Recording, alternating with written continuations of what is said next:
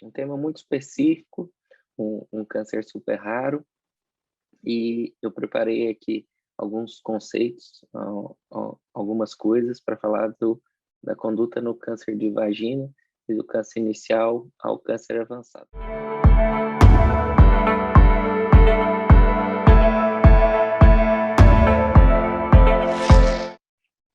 Como nós sabemos, e agora recentemente houve uma publicação muito interessante sobre o guidelines do tratamento do câncer de vagina, da FIGO.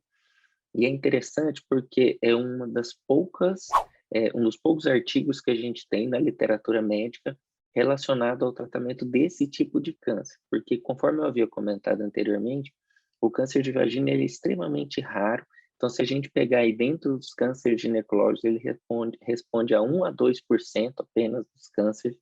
A maioria das vezes, quando a gente encontra alguma lesão na vagina, ela é uma lesão metastática. Ele é mais frequente, mais comum na pós-menopausa, então em mulheres em idade mais avançada, mas o que a gente tem percebido é que tem aumentado muito a frequência em mulheres mais jovens. O porquê disso? Porque como nós sabemos, hoje a incidência ainda da persistência do HPV nessas mulheres mais jovens, ela ainda é grande, e isso faz com que essa infecção crônica desenvolva lesões de alto grau e elas causam lesões invasivas. E dentre elas, as principais são de colo de útero, mas também tem ali pelo ambiente local a lesão na vagina. O diagnóstico e o estadiamento desse tipo de doença, eles são clínicos, assim como o tumor de colo de útero. Entretanto, a FIGO orienta que os exames de imagem, eles podem te ajudar tanto no planejamento da cirurgia quanto no estadiamento da paciente. A gente tem 3 tipos de prevenção, como todo mundo já conhece, mas a prevenção primária, e esse é um dos cânceres que a gente tem controle, que a gente pode vir a ter o controle dessa doença, caso a gente vacine as pacientes. Hoje todo mundo sabe, a vacina é disponibilizada até num caráter público para as meninas antes de iniciar na vida sexual. Então essa, hoje em dia, é a melhor prevenção primária que a gente pode fazer relacionado a esse tipo de câncer. Quando a gente fala de prevenção secundária, a gente fala de screening, e nesse câncer em especial, ele não é indicado, principalmente naquelas pacientes que foram submetidas a cirurgias de esterectomias e que no anatomopatológico final mostrou-se ser doenças benignas. Então, não tem indicação de screening nessas pacientes. Nas pacientes em que fizeram uma esterectomia e veio alguma doença invasiva relacionada ao HPV, essas sim são as pacientes que a gente devia ter o maior controle sobre elas e relacionar e realizar aí o Papa Nicolau, e caso haja alguma alteração, fazer uma colposcopia com uma biópsia guiada. Quando a gente fala em prevenção, então, terciária, ela está relacionada diretamente ao tratamento. A maioria dos cânceres de vagina, eles são semelhantes aos cânceres do colo do útero, que são os carcinomas espinocelulares, e a gente sabe aí, então, que os fatores de risco são a infecção crônica pelo HPV, a imunossupressão está intimamente relacionada com o desenvolvimento da doença, e as pacientes que fumam, elas têm maior fator de risco e maior chance de desenvolver essa doença. Então, o cigarro é uma das coisas que deveriam ser cessados frente a um diagnóstico de uma lesão de alto grau, até mesmo uma lesão invasiva. Quando a gente tem uma lesão intraepitelial de alto grau, a gente tem a chance de até 12% dessa lesão ela vir a persistir a infecção crônica e, se não tratada, vir a transformar-se em uma lesão maligna com invasão. A primeira coisa que a gente tem que fazer diante de uma lesão, muitas das vezes até o cirurgião oncológico trata essas lesões, ele tem que, primeiro, conhecer como tratar a lesão de alto grau e também, como ele já faz de rotina, o tratamento da lesão invasiva.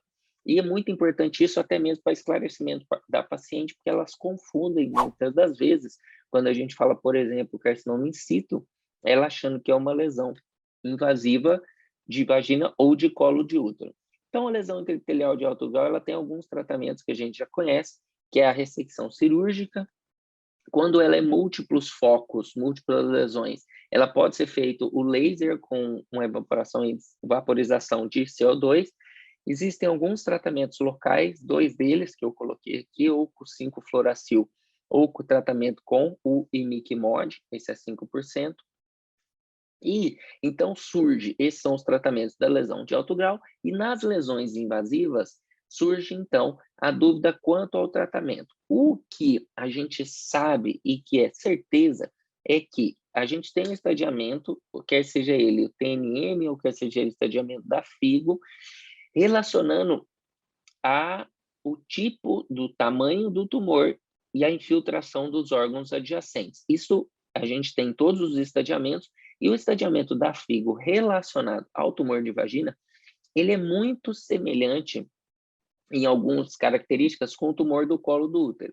E o que acontece? Os tratamentos relacionados ao tratamento do câncer de vagina, eles são extrapolados dos tratamentos do tumor do colo de útero, porque a gente tem diversos estudos, uma evidência muito forte em relação ao tratamento do colo do útero, principalmente pelo número de pacientes tratadas, e diferente quando a gente vai fazer uma revisão na literatura dos tratamentos dos tumores de vagina, a gente tem uma literatura não muito recente e todas elas são baseadas em estudos retrospectivos ou em série de casos. Eu selecionei aqui alguns artigos, mas vocês vão ver que até em caráter mundial, em estudo multicêntrico, o número de casos, ele não consegue levar a gente a ter um nível de evidência altamente significativo para a gente falar sobre o tratamento adequado para esses tipos de lesões. Mas o que chama a atenção aqui é que se a gente colocar dentro do estadiamento FIGO, a gente vê o estadiamento FIGO 1 para a vagina são lesões menores que 2 centímetros. E a gente tem aí seria um A e um B maiores que 2 centímetros. Então, esse em especial, essas lesões menores que 2 centímetros seriam a maioria das lesões em que o cirurgião oncológico teria o papel em fazer a cirurgia. A característica do tumor de vagina é que ele pode ser dividido nos terços da vagina, né? Então, o terço superior, terço médio e o terço inferior. O terço superior, ele tem mais uma disseminação linfática para as cadeias pélvicas. O terço médio, ele fica entre as cadeias pélvicas e as cadeias inguinais. E o terço inferior, mais relacionado, semelhante ao tumor de vulva, à disseminação linfática dos tumores da região inguinal. Então, isso também vai fazer diferença no tratamento que a gente vai fazer e oferecer para paciente. E a gente sabe, quanto maior a disseminação e a influência de linfonodos positivos nessa paciente, pior o prognóstico da paciente. Mas, como eu havia comentado, ele é um tumor extremamente raro. A maioria das vezes o tratamento é complexo e deve ser individualizado, né, dentro das condições do serviço, das condições da equipe, como que abordar essa paciente e oferecer o melhor tratamento para ela, pensando, claro, em sobrevida e doença livre de doença específica, né, relacionado realmente a esse tumor. E muitas das vezes extrapola o tratamento semelhante ao tratamento do colo do útero, porque na maioria das vezes o tumor é um carcinoma espinocelular e a topografia é próxima do colo do útero, né? Então tenta fazer um tratamento mais próximo do tratamento que é realizado no colo do útero.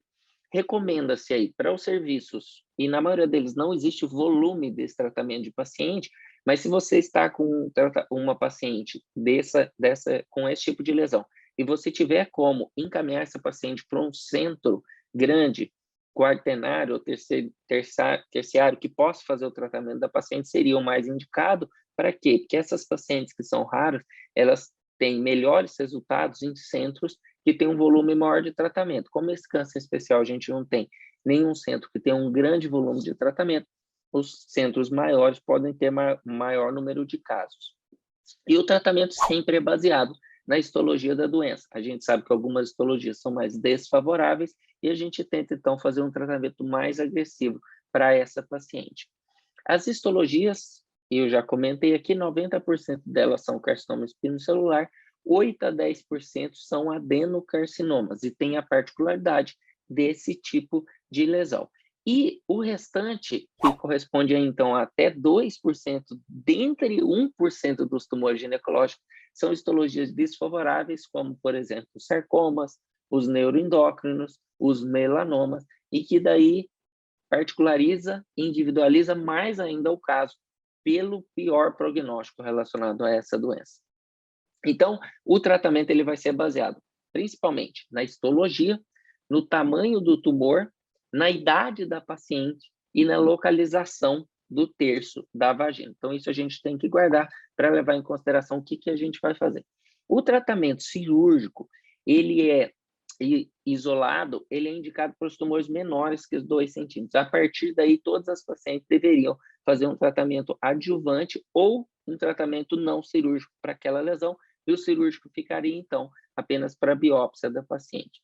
Ela, dependendo da localização dos linfonodos, como eu comentei, ela pode disseminar para vários locais, dependendo da localização do tumor, da topografia vaginal, ela pode ir para os linfonodos ou inguinais ou os linfonodos pélvicos.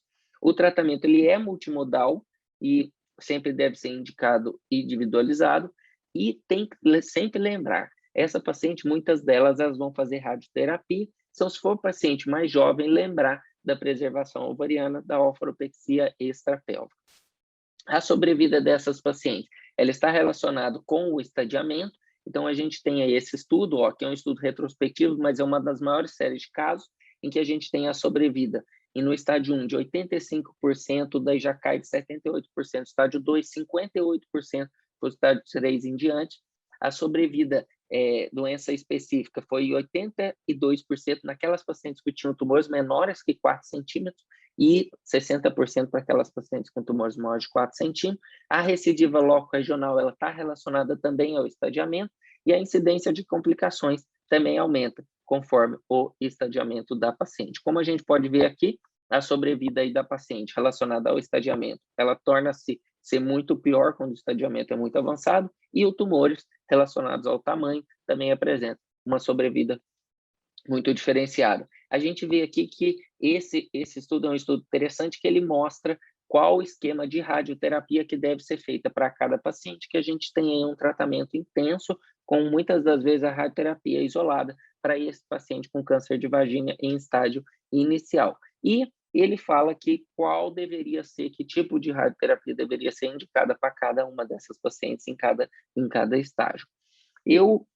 A respeito do câncer de vagina avançado, estou aí chegando no final do meu tempo, mas a respeito do câncer de vagina avançado, como ele é um câncer que é muito, muito, muito raro, ele acaba sendo particularizado e tratado de acordo com os sintomas da paciente para tentar melhorar a qualidade de vida dela. Gostaria de deixar o convite aí para vocês a visitar as nossas redes sociais, essa é uma delas, no Instagram, mas a gente tem um conteúdo no YouTube, e na qual eu disponibilizo principalmente aí para o grupo da cirurgia oncológica, cirurgia minimamente invasiva, então quem tiver interesse é uma boa fonte de estudo de forma gratuita.